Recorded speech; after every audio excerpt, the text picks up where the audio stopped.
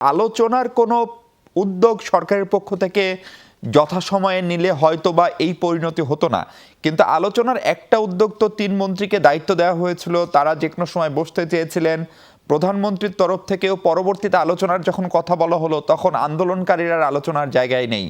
বিষয়টাকে আসলে সেই আলোচনা, কোটা সমন্বয় আন্দোলন, তার ভিতরে এখনো সীমাবদ্ধতা আছে, নাকি এখন যেটি হচ্ছে সেটি একেবারে একটি অর্গানিক রাজনৈতিক আন্দোলন? দেখেন, যে মুহূর্ত থেকে এক দফার আন্দোলন ঘোষিত হয়েছে, এটি আর কোনো কোটা ছাত্রদের কোনো সাধারণ আন্দোলন নেই, কোনো নিরীহ আন্দোলন নেই, এটি পরিণত হয়েছে একটি রাজনৈতিক আন্দোলনে। এবং এই রাজনৈতিক কর্মসূচি, রাজনৈতিক আন্দোলনে বিভিন্ন রাজনৈতিক দল, ব্যক্তি, গোষ্ঠী অংশ নিচ্ছে এবং ভয়ঙ্কর হিংস্রতার সাথেই এখন আমরা একটা মোকাবেলা করতে দেখছি একে অন্যকে। ঘটনাটা গত রাতে তো চট্টগ্রামেই শুরু হয়েছে মহিউদ্দিন চৌধুরী বাড়ির আক্রমণের মধ্য দিয়ে।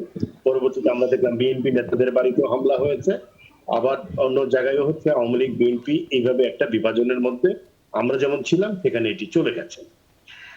একদম শুরুতে আপনার যদি মনে থাকে, আমি বলেছিলাম 9 তারিখে যে জেদাজিদির কোনো জায়গা নেই, আলোচনা করতে হবে। তখন অনেক সময় নষ্ট করা হয়েছে। আমি আজিজ ভাইয়ের সাথে একমত, আলোচনার জায়গাটা রুদ্ধ করে ফেলা হয়েছে আদালতের দোহাই দিয়ে, যে বিচারাধীন বিষয়ে আলোচনা করবে না।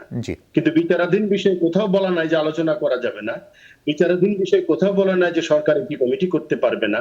অন্তত আমি আমার দীর্ঘ সাংবাদিক জীবনে প্রচুর বিচারাধীন বিষয় কভার করতে গিয়ে এটি আমার কাছে মনে হয়েছে। তারপরে যখন সবকিছু ধরেন একেবারেই বড় ধরনের সংকটটা তৈরি হয়েছে, যখন ছাত্রলীগের কথাটা ওবায়দুল কাদের বললেন যে ছাত্রলীগের যথেষ্ট, এবং এরপরে যে মারামারিটা হলো সেটি আসলে একেবারে নিয়ন্ত্রণের বাইরে পুরো পরিস্থিতিকে নিয়ে গেছে। কিন্তু তবুও দেখেন, কারফিউর মধ্যে আদালত বসেছে, উচ্চ আদালত বসে প্রধান বিচারপতির নেতৃত্বে ফুল বেঞ্চ বসে রায় দিয়েছে, সেটি বাস্তবায়ন করেছে সরকার, প্রজ্ঞাপন জারি হয়েছে। অর্থাৎ ছাত্রদের দাবি পূরণ হচ্ছে। কিন্তু আর কি দাবি ছিল? হত্যাকাণ্ডের বিচার, কিছু অন্যান্য দাবি ছিল।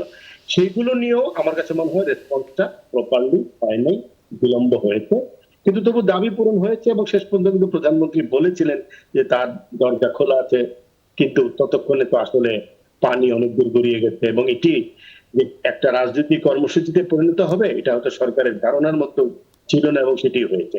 এখন যেটা হচ্ছে সেটা নৈরাজ্য, এটা হিংস্রতা, এবং এটা গৃহযুদ্ধের মতো জায়গায় চলে গেছে। যেভাবে মানুষ হত্যা হচ্ছে, পুলিশকে যেভাবে হত্যা করা হলো, আবার পুলিশের গুলিতে যেভাবে মানুষ মারা যাচ্ছে, যেভাবে সম্পদ হানি করছে, ঘরে ঘরে ঢুকে ঢুকে ভাঙচুর করা হচ্ছে, হাসপাতাল জ্বালিয়ে দেওয়া হচ্ছে, এটি কোনো সভ্য সমাজের চিত্র হতে পারে না, এবং এটা কোনো আন্দোলনের চরিত্রও হতে পারে না। আমরা আন্দোলন দেখেছি, এরকম আন্দোলন দেখি নেই যেখানে এরকম ভাবে স্থাপনা ধ্বংস করা হয়, যে কিংবা যেখানে এত মানুষের মৃত্যু হয়। এত মানুষের মৃত্যু এটা কোনোভাবেই কাম্য হতে পারে না, এবং একটা মৃত্যু উপত্যকায় পরিণত হয়েছে বাংলাদেশ, ধ্বংস উপত্যকায় পরিণত হয়েছে বাংলাদেশ। কোথাও না কোথাও থামতে হবে। এখন আন্দোলনকারীদের হাতেই চাবিকাঠি, সমন্বয়কদের কাছেই চাবিকাঠি।